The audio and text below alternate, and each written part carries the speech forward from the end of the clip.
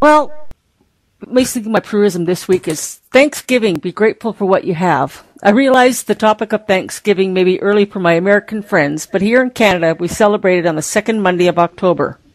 The first Thanksgiving feast in the U.S. was held in 1621 when the Pilgrims celebrated their harvest. However, the Americans did not invent Thanksgiving. English navigator Martin Frobisher held a celebration of thanks in 1578 in what is now Newfoundland, as he had survived the long journey overseas. So although we celebrate Thanksgiving in different months, we can still reflect on what we have to be thankful for. First, we are both free nations. Canada is a democracy and the U.S. is a republic. 2, we have the right to choose our political leaders through voting process and not dictated or forced upon us by a king or dictator. 3, we both have the right to pursue our own financial, educational, and lifestyle dreams without having them dictated to us through a class system, etc. 4, we both have constitutions that guard our freedoms even though they may be a bit different. 5, we are both free to able to travel to other countries and return. 6, I can, as a Canadian, along with these 3 awesome American women, host an online radio show that is free from having content dictated by others. 7, we can listen to this program without it being censored by government officials trying to control the information, whereas in places like China, North Korea, Iran, etc., this show would be banned. While both our systems are not perfect, we have the ability to change things, sometimes for the better and sometimes for the worse. We also have the opportunity to change the bad to good. For this, we should be thankful and grateful that we live in countries where we have this ability and the opportunities to expand our horizons and go as far as we dream. We must always remember to respect and safeguard these, and that's my Prueism for the week. Woo! You always get a woo out of RGR. I like woos. I think the point that you made in there that I thought touched me the most was that we can do this show and nobody's looking over our shoulder, nobody's regulating how we're doing it or dictating our content, and you mentioned places like China, North Korea, and Iran, and I know I get really indignant about the loss of our liberties such as they have been taken, as much as they have been. There's still so much that we do have the ability to do. We just have to fight to make sure we, A, don't lose any more, and B, that we start gaining back some of the ones we lost. Most definitely. Because that's, it's a fight to keep them, but it's even harder to get them back.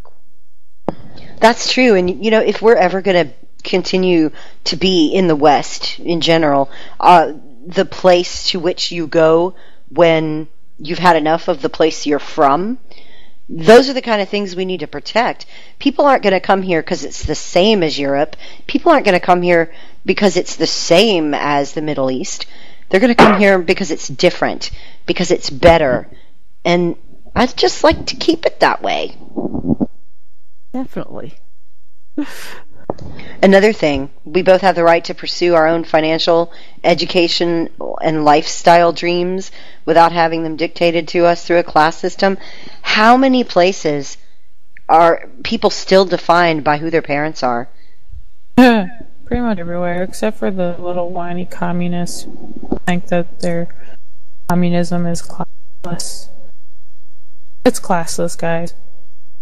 It is. Oh, there's just some with more class than others, because if you look at the elites within the communist system, housing, food, transportation, etc., is so much more than the average person gets. So even though they But keep CEOs are rich. But CEOs are rich. They have too much money. Interestingly, I think even though Romney had access to all that wealth, never mind that he gave away so much of his inheritance, but typically the millionaires that you find in the United States are not 4th and 5th generation millionaires. There are no Rockefellers and Carnegies anymore. Not like there was. No. Not so much. And if there are Rockefellers or whatever dynasty, blah blah blah thing, it's because they're hanging on, as they're clinging to that, and they're generally, quite honest, liberal people. Yeah. Well, yeah, they got to get into Congress nowadays in order to make any money. Well, look at the Kennedys. Exactly. There's so many of them. There's no money. No. There really isn't. The Kennedy compound is covered by, there's a foundation that pays for it. I just read that not long ago. Wow. Wish I'd saved that article. There's a lot of the money they did get from mineral rights that they undermined farmers with, because they say, oh, well, we'll just take the minerals from your land and give you this 3% throw kickback, but they're slimy, they're awful. If your last name is Kennedy and it's spelled the same, but I would advise you change it. Yeah. Like This is me. Yeah. When I wrote up this Prueism, part of me was thinking of Dinesh D'Souza. He had come from India, where there is a class system. Traditionally, it's not so much anymore. They try not to. Yeah. Yeah, I know what you mean. Well, he said it's very much intact.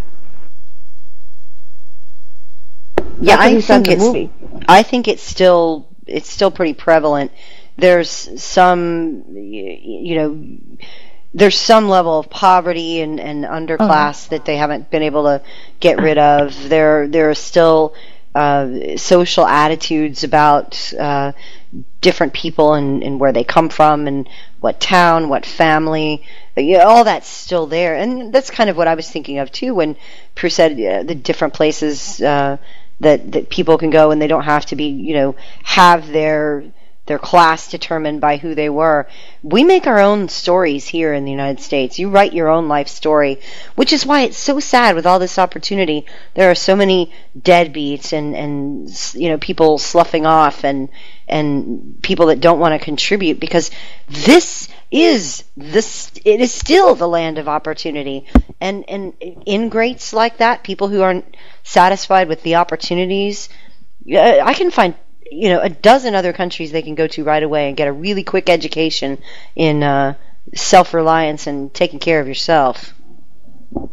You just dump them all in the middle of nowhere and fight to the finish.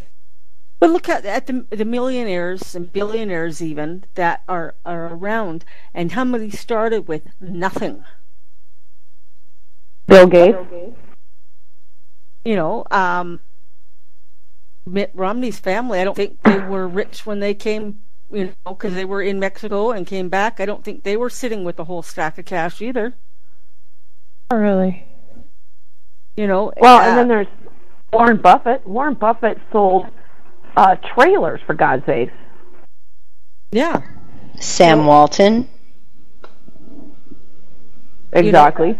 Other countries, you've been denied the opportunity to do what most of these people have done.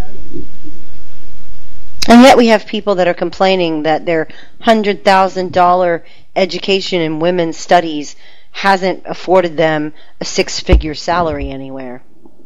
I feel like going, duh. We'll get you hired at Starbucks, because that's about the extent of what that's value for, even if that's pushing it.